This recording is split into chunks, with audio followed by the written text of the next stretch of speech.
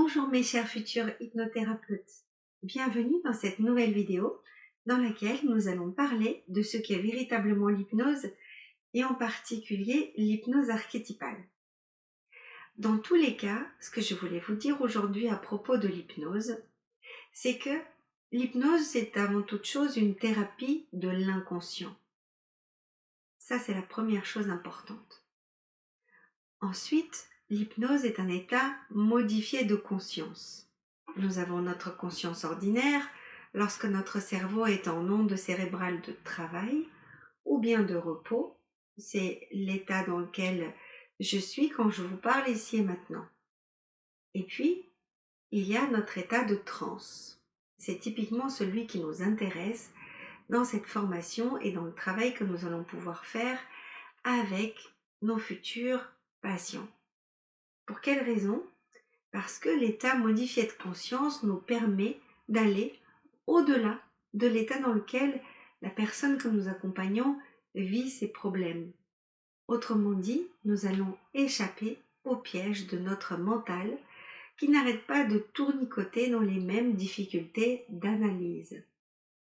Nous, notre but, c'est d'aller en profondeur, dans les profondeurs inconscientes de la personne, là où le problème se génère.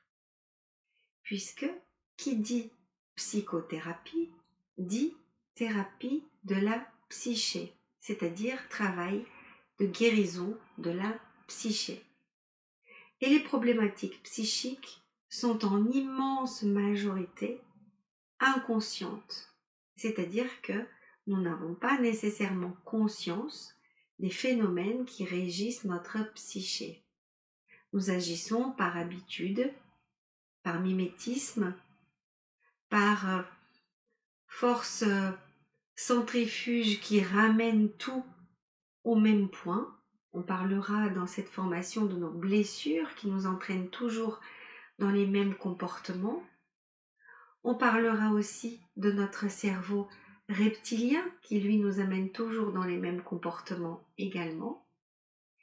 Et ici, notre état d'hypnose va nous permettre justement de ne pas entrer dans notre mental et dans nos habitudes qui sont là, présentes la majorité du temps, mais de pouvoir entrer dans cet état de conscience modifié dans lequel c'est une partie beaucoup plus profonde que nous qui réagit à ce qui se passe réellement. Et c'est typiquement cela qui nous intéresse. Nous allons utiliser également ici les bases de l'hypnose dissociante, ericksonienne. Pourquoi ?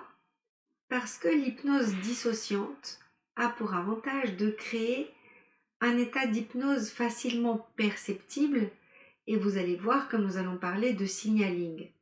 Le signaling, c'est toutes ces réponses que l'inconscient nous envoie et qui nous permettent d'aller nous sentir connectés avec l'inconscient de la personne. Et c'est ça qui est important. Nous sommes certains de cette façon-là que nous ne recevons pas des réponses de la part du mental, mais bien des réponses inconscientes des profondeurs de la personne. Donc, la particularité de la psychothérapie avec l'hypnose, c'est que nous allons faire en sorte de pouvoir soigner des parties de notre psyché, mais dans un état modifié de conscience. Ce qui est très différent, voire même à l'opposé, de la psychanalyse par exemple. Parce que la psychanalyse a pour but d'aller chercher des phénomènes inconscients et de les remonter à l'état de conscience pour les analyser. C'est la conscience qui analyse. Or, nous partons de l'idée beaucoup plus simple et vous allez le voir beaucoup plus guérissante en beaucoup moins de temps, c'est que l'inconscient a une infinie sagesse et est une infinie source de compréhension, d'apprentissage profond sur nous-mêmes. Et si on arrive à s'en servir à bon escient, l'inconscient est un super allié de notre guérison. Et c'est de cela que nous allons nous servir. Donc, l'hypnose archétypale va se servir de ces images, de ces symboles, de ces archétypes dont parlait Jung, dont parle la psychologie des profondeurs, des blessures psychiques, etc.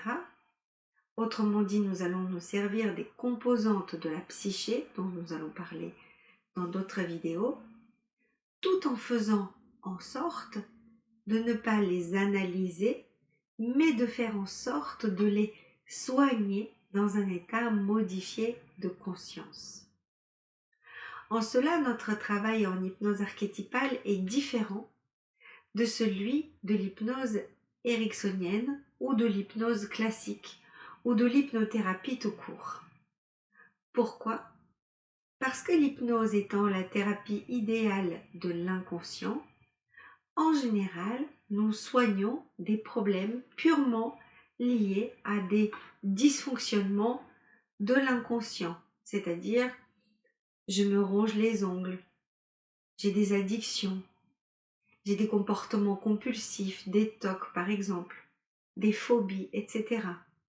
C'est typiquement les thérapies pour lesquelles, les symptômes pour lesquels l'hypnose est extrêmement indiquée parce qu'il s'agit des symptômes de l'inconscient. L'inconscient est celui qui est responsable de tout ce qui est plus fort que moi. Et vous voyez que dans ces cas que je viens de citer, il ne s'agit pas tant de faire de la psychothérapie, c'est-à-dire de soigner les parties blessées de la psyché. Il s'agit plutôt de faire en sorte que le cerveau arrête de répondre de manière dysfonctionnelle et de le remettre dans un bon état de fonctionnement.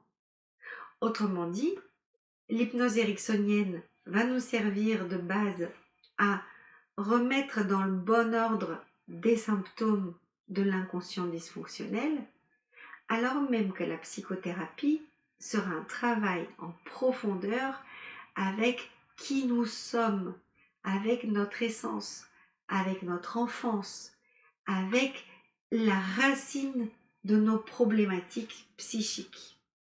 En cela, c'est véritablement très différent. Parce que dans une séance d'hypnose ericksonienne, nous allons avoir, comme nous allons l'apprendre ici, ou que vous avez déjà appris en hypnose classique ou ericksonienne, à induire un état de transe.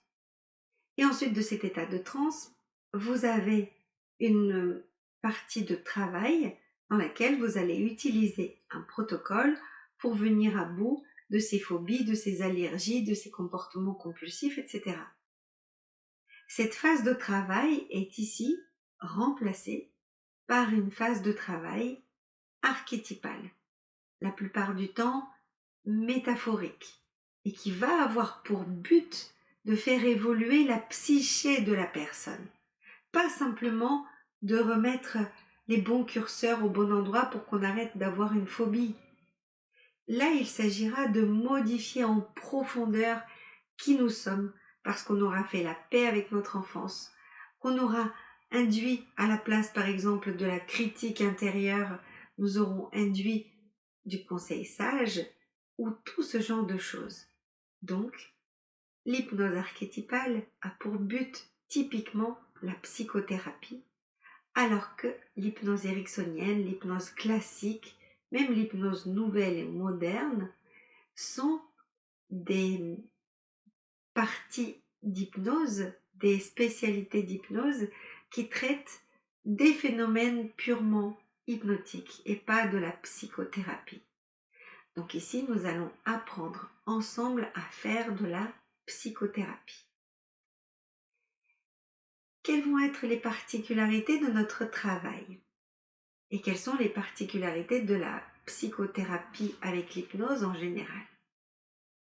Tout d'abord, une chose vraiment extrêmement importante, ce sera d'apprendre à faire confiance à l'inconscient. L'inconscient de la personne accompagnée, tout comme votre propre inconscient en tant qu'accompagnant. Pourquoi cela? Eh bien parce qu'il y aura dans ce travail une bonne partie de connexion à soi et à l'autre, mais dans nos parties profondes, nous allons apprendre à faire cela. il y a besoin également d'un grand lâcher-prise, parce que l'idée, c'est de pouvoir suivre son intuition et non pas de suivre un protocole. Comme je l'ai déjà dit dans une vidéo précédente, le protocole, c'est comme l'ossature d'un squelette. Tout le reste, ce sera votre capacité à créer une histoire originale qui parle véritablement à la personne pour réparer, transformer cette histoire abîmée, ce symbole et cet archétype abîmé. Donc, cela veut dire que, en même temps que je suis mon intuition, je suis capable d'écouter ce lien subtil qui se tisse avec l'autre pour pouvoir répondre spontanément à ce qui se présente à moi à cet instant même. Donc il y a aussi une forte capacité à développer en matière d'improvisation. Parce que il va falloir improviser avec ce que la personne vous a amené ce jour-là comme récit, comme imaginaire, comme symbolique. Si c'est une personne que vous voyez et qui vous dit « j'en ai plein le dos, je craque complètement », ce n'est pas la même chose que « tous les matins j'ai la boule au ventre » ou encore « j'ai l'impression de porter le poids du monde sur mes épaules ». Vous voyez que dans les trois cas, j'ai parlé du corps et j'ai utilisé une métaphore pour dire comment ma problématique impacte mon corps. Rien que cela déjà mérite une écoute particulière. Parce que si je porte le poids du monde sur mes épaules et que vous êtes en train de m'accompagner, vous allez plutôt chercher à savoir comment m'alléger de ce poids. Est-ce que je peux le déposer? Est-ce que je peux m'en débarrasser d'une autre manière? Est-ce que je peux considérer qu'il ne m'appartient pas?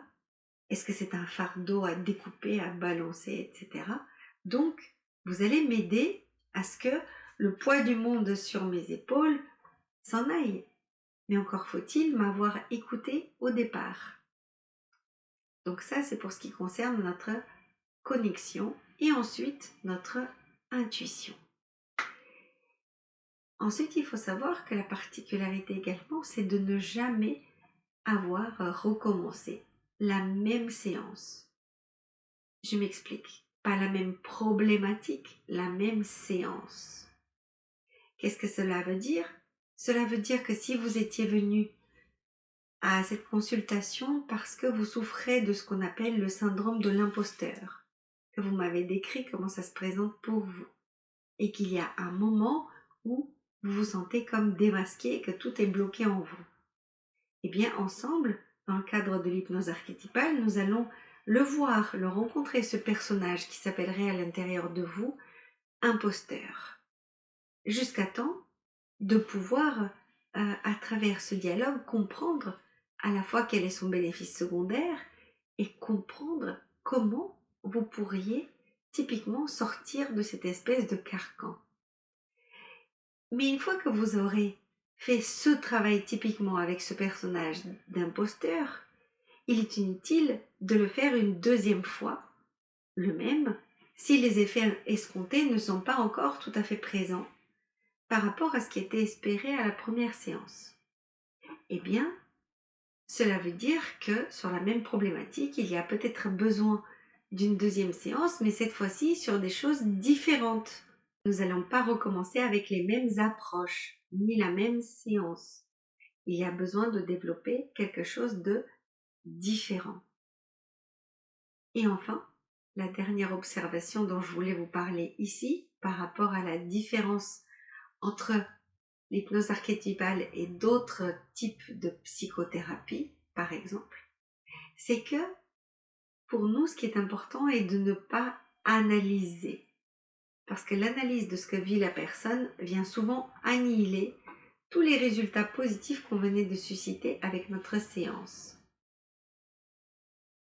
De même, si la personne veut bien vous raconter ce qu'elle a vécu et si parfois vous allez lui demander, il n'y a pas besoin non plus de faire une analyse. Ah oui, mais quand j'ai vu cette image, il y avait un monstre et puis petit à petit, il avait comme les traits de mon père. Ok, mais aujourd'hui, on n'est pas là pour cela. On est là pour pouvoir aller de l'avant et vous guérir dans quelque chose qui vous pollue. Donc, ni l'analyse, ni euh, le fait de raconter son histoire comme ça à chaud va pouvoir être très aidant. Sauf dans des cas particuliers où je vais demander à la personne de me raconter ce qu'elle a vécu sans mentaliser. Donc, vous voyez que le fait qu'on travaille en hypnose, ça a de multiples avantages. Ce qui sera un peu moins simple pour les premières fois, c'est que justement, il n'y a pas besoin d'analyser. Et deuxièmement, il y a besoin de lâcher prise. Or, cela est parfois difficile quand on ne sait pas exactement où on va. Et je peux pourtant vous assurer que c'est typiquement quelque chose qui va arriver au fil de vos séances, dont il ne vaut pas vous en faire, et qu'il est important de pouvoir se poser pour aller créer d'autres histoires, aller retrouver d'autres manières de faire, et vous allez trouver dans chaque module qu'il y a plein de façons de faire pour entraîner le même bénéfice chez la personne accompagnée.